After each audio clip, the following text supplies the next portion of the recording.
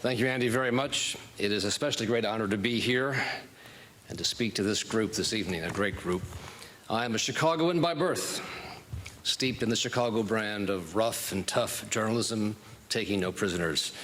I was a school kid, as Andy says, in Highland Park in the 1960s, when there were still 4 newspapers at this city, when the reporter Sandy Smith was going after the outfit, the Chicago mob, and when Fahey Flynn and Hugh Hill and Floyd Calvert were my TV role models. Who recalls them? A lot has changed since then in our business, the business of journalism, but what has not changed at all is the need for the Chicago brand of journalism practiced everywhere, not just in Chicago. And sadly, that's not always the case today. The Washington Post investigative team, which was once staffed with 16 reporters, is now down to about 6. Many TV stations and newspapers have simply abandoned all investigative reporting, can't afford it. So who really is left to challenge what we're being told about in Iran? Who will go after the special tax breaks that are passed in Springfield or Washington or Albany? Who's going to discover the crooked cops or the fishy pension deals or the outrages we've heard about tonight? Who's going to do that when no one's looking? As every one of tonight's finalists and winners know, and they're all great stories, investigative reporting takes time, 7 years, I guess, in some cases, and money, and editors willing to make the commitment of resources and space in the paper or time on the air. Many of the country's best investigative reporters have ended up working for nonprofit groups that raise money to fight the good fight. And I'm happy to see that Andy Shaw and the BGA remain alive and well. And Andy, hats off to you. You really do deserve another round of applause.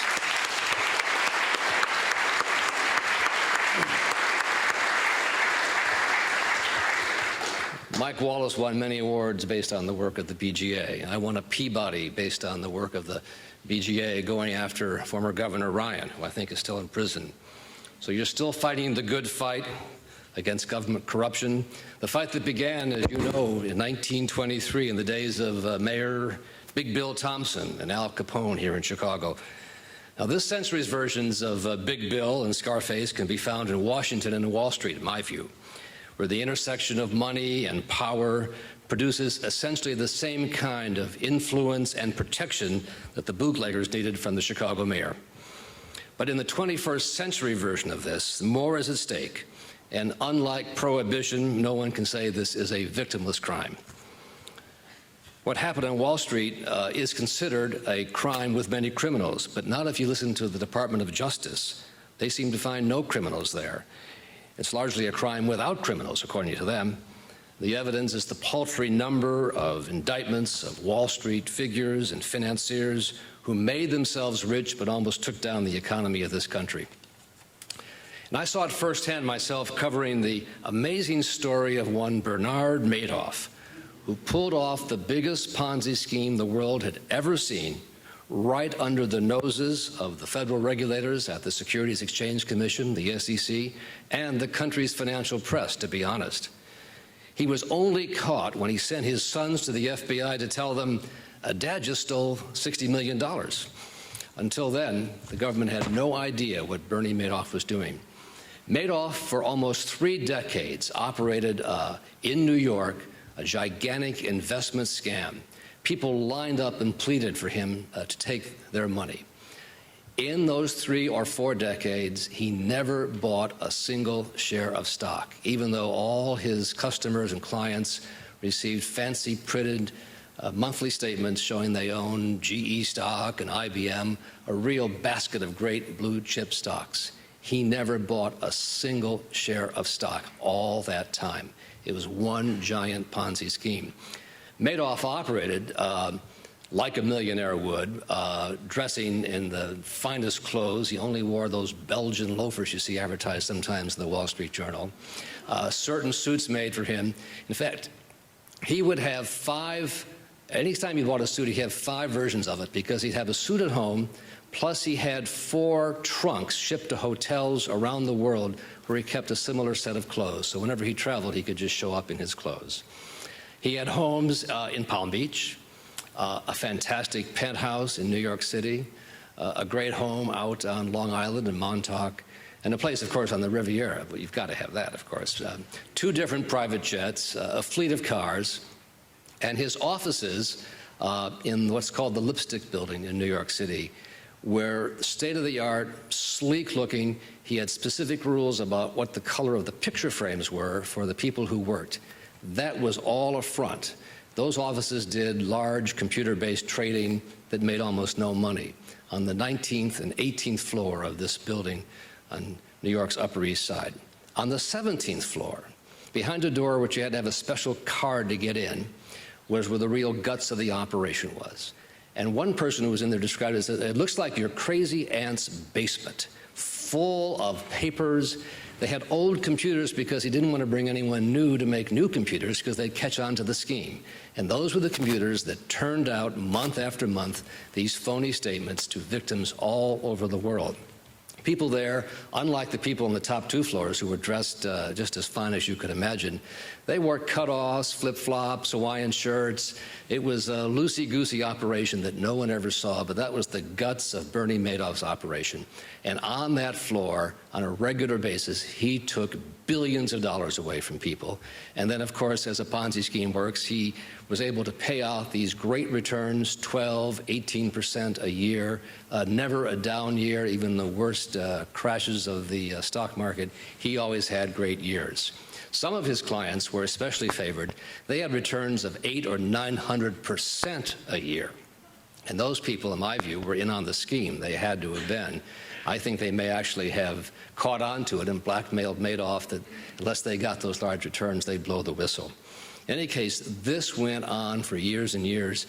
Widows told the story of how after their husbands died, they'd go to Bernie and say, I've lost everything. What am I going to do, Bernie? And Bernie would hug them and say, just give me all your money. I'll take care of you. Don't worry. And then he would proceed to steal it. The day finally came when the market crashed and there were too many redemptions. People wanted their money back. And he realized the end was near. And so he contrived to get himself out of it the best he could. He called in his sons to tell them the story. They claim they didn't know until then. His wife, Ruth, claims she didn't know anything about it, although she'd been the bookkeeper since he began business. And I'm skeptical of that story. And then the sons were told by Bernie, give me a week, and then go to the FBI and tell them what I've told you, that I am a scam. Well, the sons, to their credit, didn't give him a week. They gave him about 3 hours. They left the meeting with their father, went to the FBI and to federal prosecutors.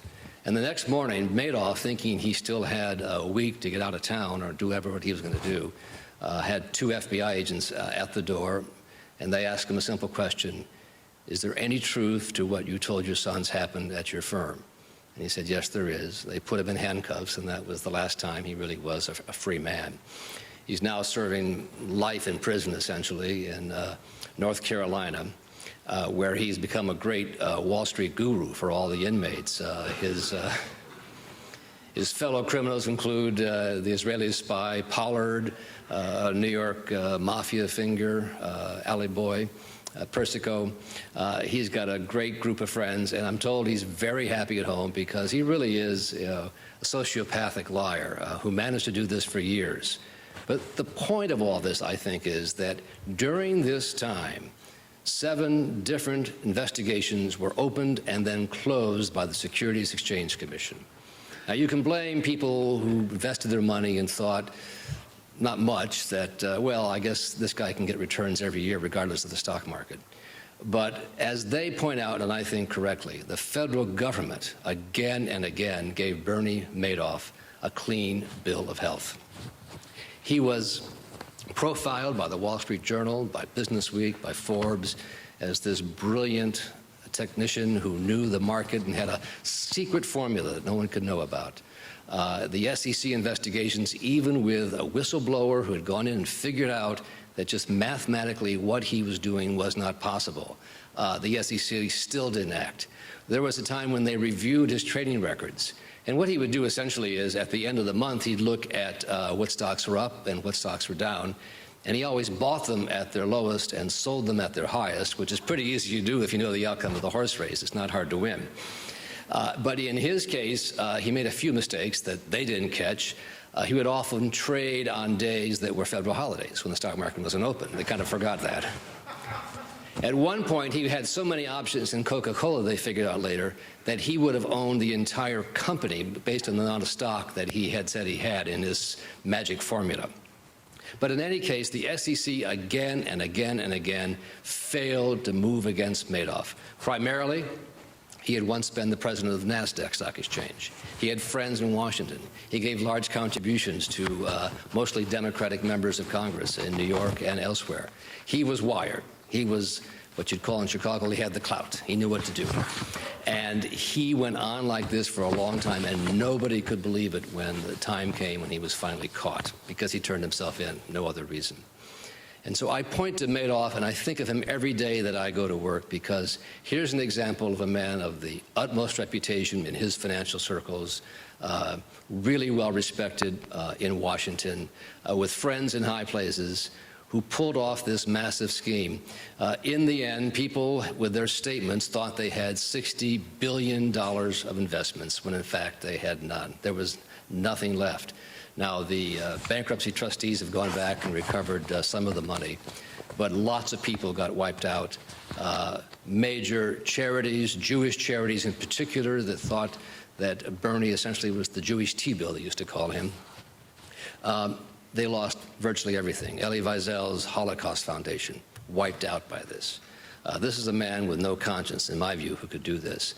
But again, it's what I see as the lack of watchdogs looking out for this kind of scam, this kind of scheme. Without firms like the PGA, nonprofit operations, and the money that all of you have given to help the BGAs of the world, the ProPublicas, the nonprofit groups that are now doing this work, there'll be more Bernie Madoffs for sure. There may be anyway. But I believe that, as you do believe, that without the vibrant kind of Chicago journalism that the BGA has stood for, and that's so fundamental to democracy, that this country will not be the great place to live in that it could be. It's also, I'd have to say, though, a heck of a time to be in investigative journalism. There are so many scoundrels and scams and schemes. It's a full employment act with lots of shovel-ready work. And I wake up every morning excited to go to work at ABC. You know, we're on the case as much as we can be, and my colleagues are. And I'm so happy and so proud to be here to encourage you to do more. You know, as somebody who grew up in that Chicago journalism world and has taken that with me, I like to say always, you can take the boy out of Chicago, but you can't take the Chicago out of the boy, and thank goodness for that. Thank you very much.